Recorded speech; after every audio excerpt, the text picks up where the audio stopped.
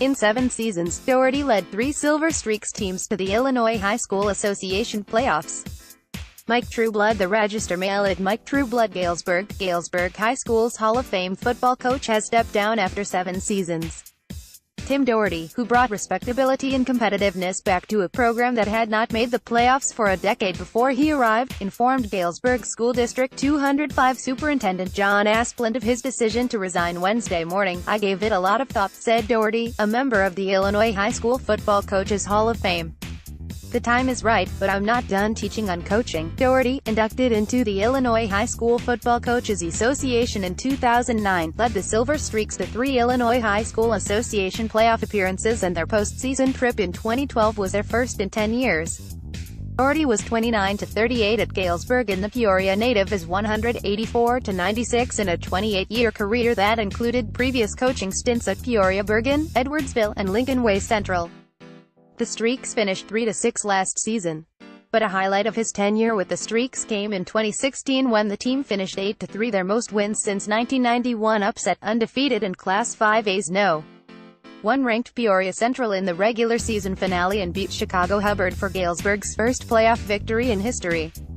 Dougherty's resignation comes just 2 days after GHS Athletic Director Jeff Later informed the District 205 board of his decision to step down from the job he has held for 3 years.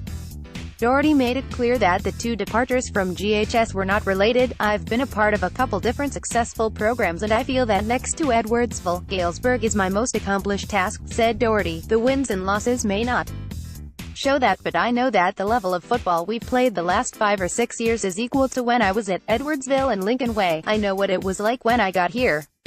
Home football games were something where the faculty could sit in the end zone for 4 or 5 games a year and socialize.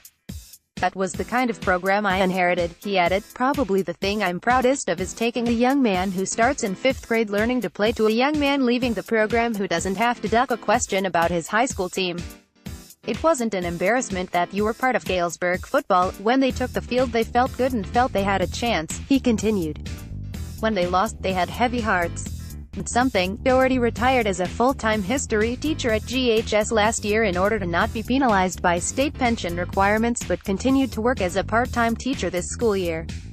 He said an offer to join the football staff at Western Illinois University caused him to rethink his situation, but after seriously considering the WIU offer, he declined. "That's what got me in this frame of mind," said Dougherty. "All of a sudden I was being looked upon as being retired, like I was just a coach or something. To me, all I did was file the retirement paperwork because I had to. I was disheartened that the school district looked at me that way." Dougherty also admitted he was frustrated by the cuts of 2 assistants from his staff 2 years ago at a time when player safety is a major issue in the sport. His effort to return one of the eliminated positions to the program was voted down 4-2 by the District 205 board last year. In typical 205 fashion, some sports didn't lose any coaches, some lost one, and football was the only one who lost 2, he said. "I was not consulted or brought into any meetings.